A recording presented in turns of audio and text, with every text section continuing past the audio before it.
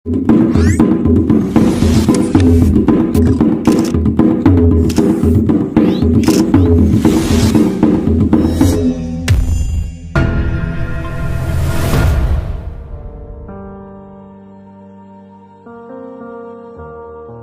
Gray Talumewo, nama asli dari sejarawan Minahasa ini, lahir di kota Amurang, Minahasa Selatan. Perjalanan dalam menelusuri sejarah Minahasa, sudah digeluti berpuluh tahun lamanya. Penelusuran sejarah, baik tokoh Minahasa tempo dulu, ataupun tokoh Minahasa era modern, semua telah ditelusurinya, meskipun kendala dan keterbatasan dalam segi materi. Tapi itu tidak memadamkan semangat seorang Bodewin Talumewo untuk giat terus menelusuri tentang tanah Minahasa ini. Dari hasil penelusurannya, kini telah banyak terungkap sejarah tentang tokoh-tokoh Minahasa, dan sejarah tanah Minahasa itu sendiri. Bodewin selalu menjadi narasumber dalam berbagai kegiatan budaya. Inilah kisah perjalanan sang sejarawan Minahasa.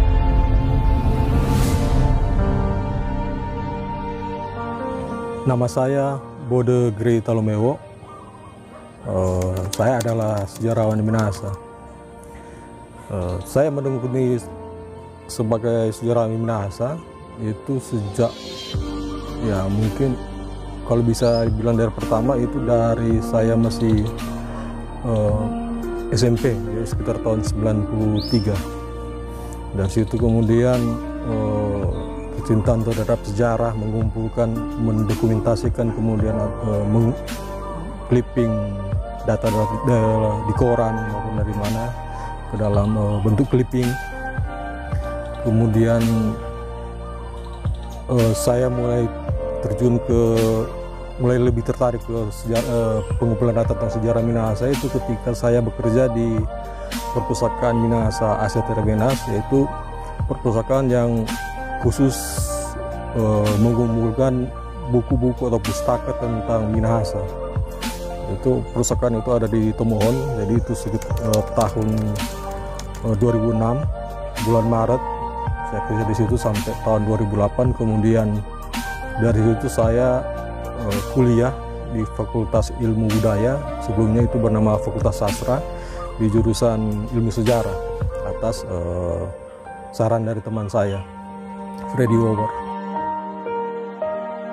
Kecintaan Bode terhadap Minahasa, dia tunjukkan dengan terus menelusuri tentang tanah Minahasa ini.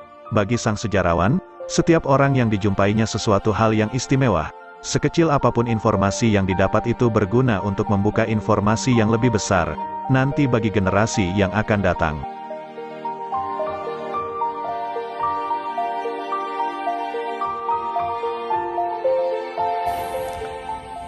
Dalam proses saya mencari data tentang tokoh-tokoh Minahasa, mulai dari zaman legenda hingga zaman yang modern sekarang. Contohnya dari Toarumimut.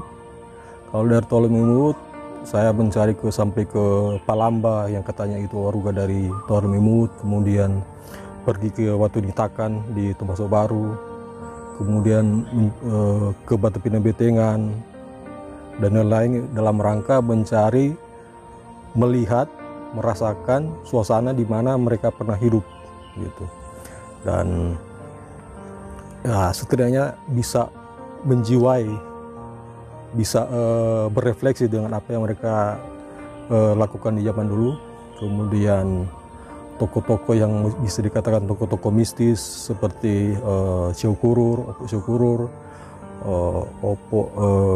misalnya Nuri Muda, kemudian ya yang termasuk lutut saya itu leluhur saya seperti Opo Mamarimbing atau Apok Mamarimbing dan lain-lain. Bodewin Gray Talumewo, sampai saat ini masih tetap konsisten di bidang sejarah.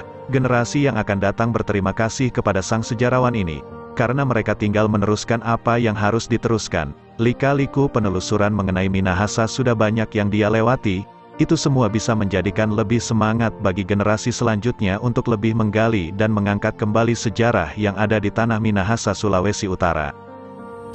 Kalau tokoh-tokoh modern secara tidak sengaja, mungkin ya mau bilang sengaja atau tidak sengaja, saya dipertemukan oleh Benny Martinez menemui Venture Sumual, berbincang-bincang dengannya. Kemudian tentang sejarah Permesa, walaupun dia sebenarnya agak tutup mulut karena dia lebih suka bicara tentang etanol dari pohon seho, kemudian tokoh-tokoh Minahasa di Permesa seperti Alex Wilarang. Waktu saya ke Jakarta beberapa tahun lalu, saya berusaha ke Bandung untuk mencari berziarah di kubur Alex Wilarang, Panglima Besar Permesa, kemudian Yoparo yang katanya ada di Leleko Remboken, kemudian Kejo Sumual ketika dia sudah meninggal. Saya pergi ke Menteng Pulo.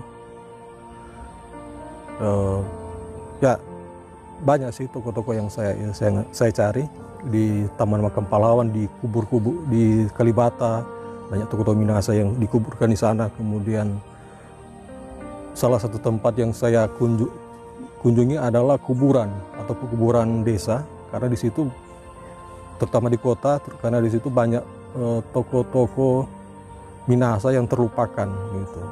Ya, memaknai atau menjiwai dari tokoh-tokoh tersebut ketika masih hidup itu ya sama seperti kita pergi ke kuburan keluarga, membersihkan kubur keluarga pada saat mungkin Natal, mungkin pengucapan, ya kira-kira begitu. Jadi merefleksikan apa yang pernah mereka bikin waktu mereka masih hidup gitu. Jadi sekaligus mencari alam yang mereka pernah jejaki di zaman dulu. Jadi pergi ke rumah mereka, pergi ke tempat mereka, di mana mereka pernah melakukan kegiatan-kegiatan yang historis begitu, yang bernilai sejarah. Gitu. Saya juga pergi mencari kubur-kubur dari tokoh-tokoh yang mengkristenkan Minahasa. Pertama, tokoh-tokoh yang menjadikan orang Minahasa itu pandai atau berbudaya, melek huruf Latin seperti Graflan, Sendling atau penginjil yang saya di kema itu ada Franz Hartig, Lamert Lammers. Kemudian di Minahasa Selatan ada Siebold Ulvers, KT Herman di Amurang dan lain-lain. Nah, ziarah-ziarah itu sebenarnya penting bagi kita, semacam dharma wisata, karena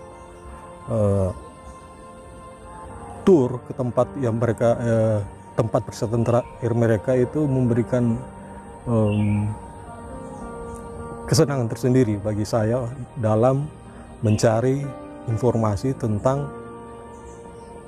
biografi mereka maupun apa yang mereka lakukan dan apa yang sudah terjadi, perubahan-perubahan yang terjadi sudah mereka hidup lalu melakukan aktivitas mereka yang berharga itu. Saya juga mencari informasi kesejarahan tentang asal-usul satu desa atau kampung. Itu rata-rata di mana saya pergi atau mungkin mampir, maka di situ saya akan mencari sejarah, apakah bisa mungkin ada satu lembar atau berapapun itu data yang saya dapat itu sangat berharga, karena itu kan menjadi batu loncatan untuk mencari tahu keadaan pada masa lampau, kemudian apa yang terjadi di daerah sekitar. Itu clue atau teka-teki, walaupun hanya satu baris, dua baris di dalam sejarah itu bisa menjadi rangkaian dalam menumbuhkan sejarah Minahasa secara umum, sejarah daerah tersebut atau walak tersebut, pekasan tersebut, bagaimana di masa lalu proses-prosesnya, kemudian itu dirangkaikan menjadi satu historiografi yang lengkap atau penulisan sejarah yang cukup lengkap gitu, dalam perspektif tentu perspektif lokal, perspektif Minahasa. Karena kadang-kadang ketika kita mencari tahu tentang sejarah itu menggunakan metode penelitian sejarah itu kadang-kadang tidak akan mendapat sebagaimana apa yang saya pelajari di bangku kuliah, karena sejarah Minahasa itu punya cara yang unik sebelum bersentuhan dengan Eropa, sudah bersentuhan dengan Eropa. Minahasa itu unik karena dia mampu beradaptasi dari satu situasi dia di mana dia mengkage kemudian mencari tahu, akhirnya bahkan dia lebih tahu dari orang lain gitu, bisa beradaptasi dengan orang lain dan lain-lain gitu. Misalnya ketika dia belajar tentang Belanda, dia bahkan bisa lebih fasih berbahasa Belanda. Ketika dia belajar tentang bahasa Inggris, dia bahkan bisa lebih fasih berbahasa Inggris misalnya begitu. Jadi orang Minahasa itu punya itu yang ya cepat beradaptasi gitu, menurut pengamatan saya.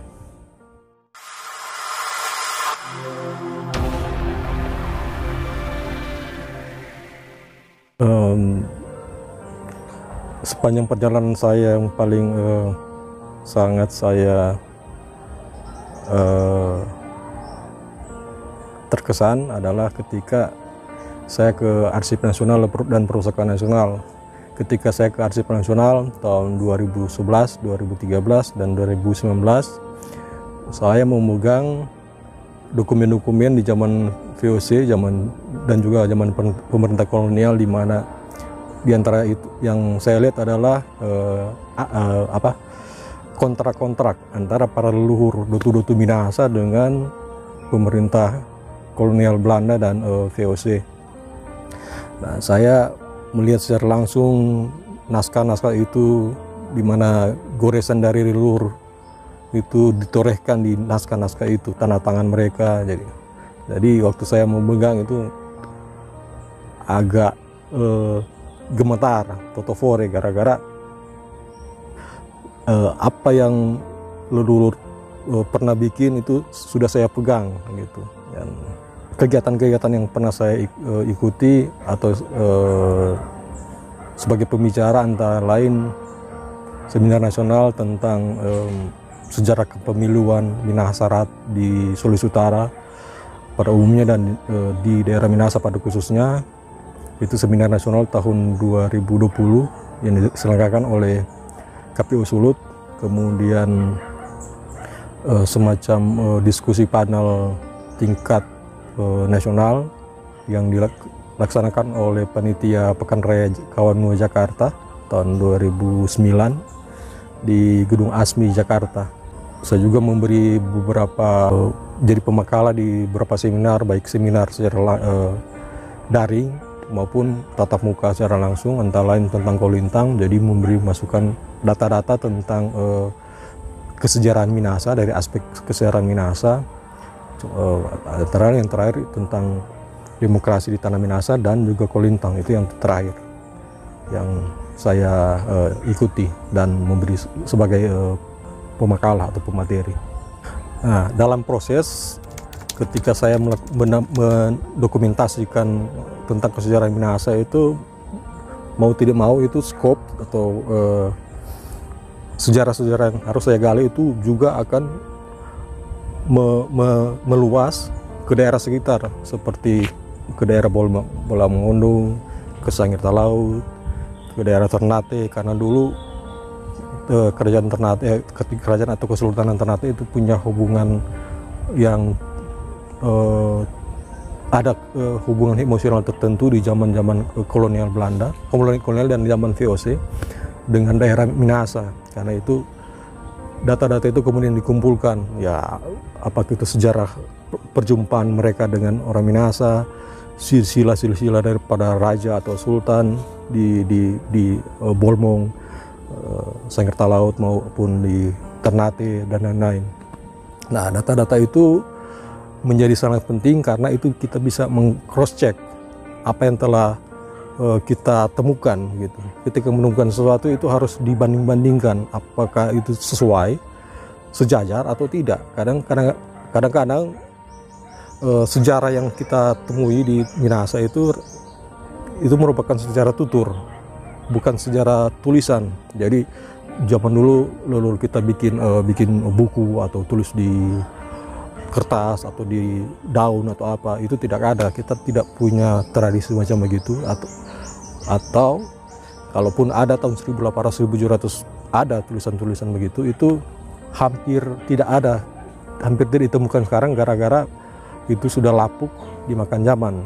Data-data yang masih tersisa itu ada di Belanda, di KITLV itu ada sejarah suku Toun Tumaratas, tulisan dari Hendrik Alaus Waroka itu mayor kepala distrik Sonder. Ada juga yang tulisan dari kepala distrik Remboken LSP Nontuan Mogot, itu tahun 1800-an, 1854. Dan data-data itu kemudian sudah tersebar kecuali yang di tulisan Hendrik Waroka itu. Tantangan yang saya hadapi selama pencarian data itu ada yang rumit, ada yang gampang. Jadi saya punya prinsip, apa yang saya dapat itu akan saya berikan juga ke orang gitu, dengan cara berikan langsung, sistem barter atau apa. Jadi apa yang saya dapat itu kemudian saya berikan kepada orang lain, itu akan saya dapatkan kembali dokumen atau naskah atau informasi lain dari orang lain juga gitu. Nah, tantangan selama melakukan penelusuran antara lain ada orang-orang yang mencemooh kegiatan saya. Ada yang mengatakan, loh, Kepa cari-cari tentang Minahasa itu terlalu ada orang profesor yang pernah bilang ke saya, itu terlalu sempit itu pencarian itu. Kenapa tidak seluas ke sejarah Sulawesi Utara dan lain-lain. Tapi ya argumen saya bahwa kenapa kita harus mencari sesuatu yang besar, karena ketika orang mencari sesuatu sejarah yang lebih besar, ruang lingkup yang lebih besar, itu tantangan juga akan semakin banyak gitu. Itu argumentasi saya. Kemudian tantangan lain ketika hasil karya itu tidak dihargai gitu. Ketika data-data yang kita lemparkan ke internet gitu, kadang-kadang cuma dicaplok habis-habisan. Yang masalahnya bukan mereka ambil, tapi mereka mempublikasikan kembali, lalu menulis bahwa itu pencarian mereka, Pak. Begitu, itu yang kadang-kadang saya tidak suka. Saya berupaya mencari sesuatu, dokumen, foto atau apa, tapi ketika disebarkan lewat internet, media sosial dan apa-apa, kadang-kadang menemui tantangan macam begitu. Kedua, kadang-kadang orang melecehkan apa yang telah kita temukan gitu, bahwa oh ini data ini salah dan lain-lain sebagainya. Dalam proses mencari tentang sejarah adat dan budaya Minahasa, ya berkali-kali saya berhadapan dengan situasi di mana saya harus ikut langsung atau terjun langsung ke lapangan, melakukan atau melihat atau mendokumentasikan ritual-ritual adat begitu. Kemudian membanding-bandingkan antara para tunas antara satu dengan yang lain, bagaimana metode-metodenya gitu. Jadi kadang-kadang diizinkan, kadang-kadang tidak diizinkan untuk direkam gitu atau difoto gitu. Kalau berkaitan dengan dana yang saya pakai dalam melakukan penelusuran itu rata-rata menggunakan dana pribadi. Jadi ketika dapat uang jajan lebih, ya jadi sejak waktu masih kecil dapat uang jajan lebih, saya kumpulkan itu, beli kertas misalnya, beli untuk melakukan clipping itu di awal-awal.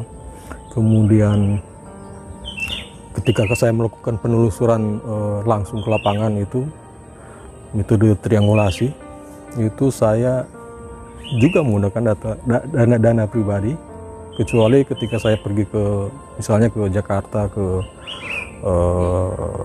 ya keluar daerah yang menggunakan pesawat, itu ada toko-toko Kawanua yang mau membantu dalam hal ini transportasi udara, dengan catatan jangan disebutkan orangnya. Jadi dia tidak, orang-orang itu tidak mau menonjolkan diri begitu. Jadi dia, orang-orang ini membantu saya secara rahasia, secara tertutup, cuman dalam rangka melakukan penelitian yang bersifat besar. Saya ke Jakarta mencari dokumen-dokumen itu. Kalau di lapangan di tanah Minahasa itu rata-rata itu saya sendiri dengan menggunakan uang sendiri. Kemudian kadang-kadang bersama-sama dengan teman yang mengantar dengan kendaraan mereka, dengan motor terutama. Kemudian mendokumentasikan, kemudian mencari dokumen lalu memfotokopi. Ya itu dana-dana pribadi, tidak mendapat bantuan dari pihak luar, apalagi pemerintah. Saya sampai sekarang belum pernah menerima bantuan finansial dari pemerintah. Ada beberapa toko Kawanoa Jakarta memang pernah bertanya soal itu dalam Pekan Raya Kawanoa di Jakarta. Itu tahun 2009 ada waktu bikin diskusi panel nasional, tingkat nasional, itu ada pertanyaan ke saya, di mana atau siapa, apakah ada pernah menerima bantuan dari orang lain?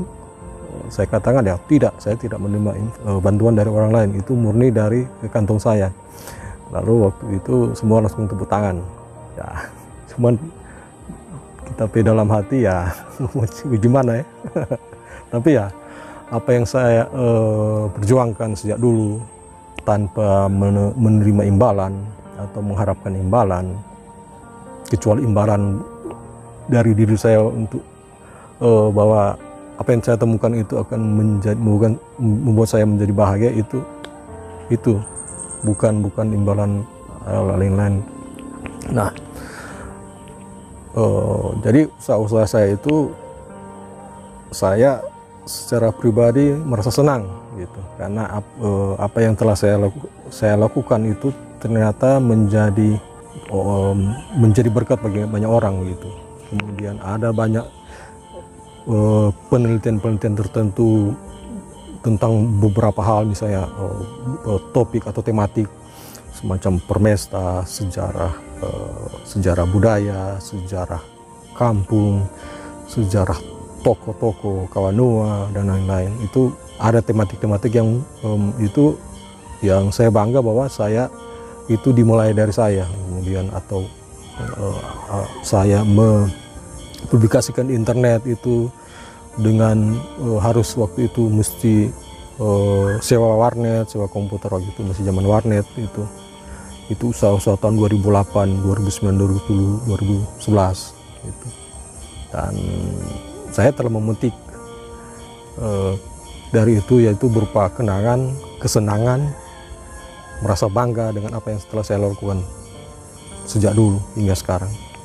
Impian saya bahwa generasi muda Minahasa bisa mengetahui tentang sejarah masa lalu mereka, kemudian itu menjadi bahan bagi mereka untuk berpijak atau menapak ke depan, bisa menguatkan jadi diri mereka terhadap masa lalu, kemudian menguatkan, menambah wawasan, karena kadang-kadang generasi muda itu kurang mengetahui tentang sejarah mereka. Nah, dalam kasus itu saya harap bahwa orang Minahasa, dalam hal generasi muda Minahasa, bisa lebih menambah wawasan tentang kesejarahan, ya, untuk saling bersatu padu dalam mengumpulkan maupun ya demi Minahasa ke depan. Kecintaan saya terhadap Minahasa itu begitu besar karena saya menganggap bahwa Minahasa itu unik, ya di mana-mana itu setiap bangsa itu pasti mempunyai suatu keunikan tersendiri. Nah, tapi Minahasa telah berada di semenanjung utara Pulau Sulawesi itu menyimpan atau memberikan kronik atau kesejarahan tersendiri bagi daerah sekitar ini di semenanjung utara Pulau Sulawesi ini. Kecintaan saya terhadap Minahasa itu tinggi karena dia telah berada di dalam sejumlah zaman, itu dari zaman leluhur, zaman Toremu, zaman Batu Betengan, zaman pertikaian dengan suku-suku luar atau kerajaan dari luar, kemudian persinggungan dengan orang-orang Barat, orang Spanyol, Portugis, kemudian dengan Belanda, Inggris, kemudian datang perang dengan Spanyol, perang dengan Belanda, itu perang Tondano, kemudian ikut dalam kesejahteraan Indonesia waktu banyak orang yang menjadi kenil, kemudian munculnya Permesta yang menciptakan nilai-nilai kepahlawanan atau nilai patriotik terhadap orang Minahasa. Dan atas dasar itu saya merasa diri bangga dengan Minahasa.